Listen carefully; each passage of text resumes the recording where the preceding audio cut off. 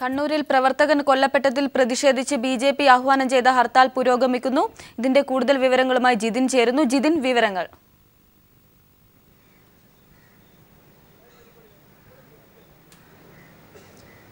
കണ്ണൂരിൽ ബിജെപി പ്രവർത്തകൻ കൊല്ലപ്പെട്ടതിൽ പ്രതിഷേധിച്ച് ബിജെപി സംസ്ഥാന കമ്മിറ്റി ആഹ്വാനം ചെയ്തിരിക്കുന്ന ഹർത്താൽ ആരംഭിച്ചിരിക്കുകയാണ്. ഹർത്താൽ ആരംഭിച്ച് 1 മണിക്കൂർ പിന്നിടുമ്പോൾ ഏറെക്കുറെ സ്വകാര്യ വാഹനങ്ങളെല്ലാം തന്നെ നിരത്തിലിറങ്ങിയിട്ടുണ്ട്. ഞാനിപ്പോൾ ഉള്ളത് തിരുവനന്തപുരത്താണ്. സ്വകാര്യ വാഹനങ്ങളും മറ്റ് വാഹനങ്ങളുമെല്ലാം രാവിലെ ഓടുന്നുണ്ട്. അതേസമയം തന്നെ KSRTC ബസ് അടക്കമുള്ള പൊതു ഗതാഗത വാഹനങ്ങളൊന്നും തന്നെ സർവീസ് നടത്തുന്നില്ല. ഇതുവരെ അക്രമ സംഭവങ്ങളൊന്നും എവിടെ നിന്നും റിപ്പോർട്ട് ചെയ്യപ്പെട്ടിട്ടുമില്ല. ആശുപത്രി, പാൽ, വിവാഹം, ഒപ്പം തന്നെ മരണാനന്തര ചടങ്ങുകൾക്ക് പോകുന്ന വാഹനങ്ങൾ, വിമാനത്താവളത്തിലേക്കുള്ള വാഹനങ്ങൾ തുടങ്ങിയവയെ മാത്രമാണ് ഹർത്താലിൽ നിന്ന് ഒഴിവാക്കിയിട്ടുള്ളത്.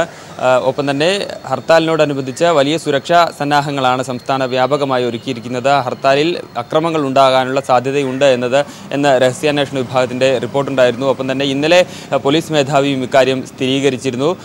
കർശന നടപടികൾ ഹർത്താലിൽ പൊതുമുതൽ നശിപ്പിക്കുന്ന രീതിയിലോ പൊതുഗതാഗതം തടസ്സപ്പെടുത്തുന്ന രീതിയിലോ ഉള്ള പ്രവർത്തകരുടെ ഭാഗത്തു നിന്നുണ്ടായാൽ അവർക്കെതിരെ കർശന നടപടികൾ എടുക്കുമെന്ന് ഇന്നലെ പോലീസ് മേധാവി അറിയിച്ചിരുന്നു. ഒപ്പം തന്നെ ഇതുമായി ബന്ധപ്പെട്ട് പോലീസ് ഉദ്യോഗസ്ഥർക്കും നിർദ്ദേശങ്ങൾ നൽകിയിരുന്നു. ഇത്തരത്തിൽ കർശന നടപടികൾ എടുക്കാനായി പോലീസ് ഉദ്യോഗസ്ഥർക്ക് നിർദ്ദേശം നൽകുകയും ചെയ്തിരുന്നു.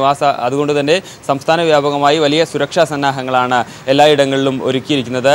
രാവിലെ തന്നെ പോലീസ് പെട്രോളിംഗ് എല്ലായിടങ്ങളിലും സജീവമാണ്. എന്തായാലും 1 മണിക്കൂർ ഹർത്താൽ ആരംഭിച്ച് 1 മണിക്കൂർ പിന്നിടുമ്പോൾ ഹർത്താലിൽ സ്വകാര്യ വാഹനങ്ങളെല്ലാം തന്നെ നിരത്തിലിറങ്ങിയിരിക്കുന്നു എന്ന് വേണം പറയാൻ. ജിതിൻ ചന്ദ്രനാണ് വിവരങ്ങൾ നൽകിയത്.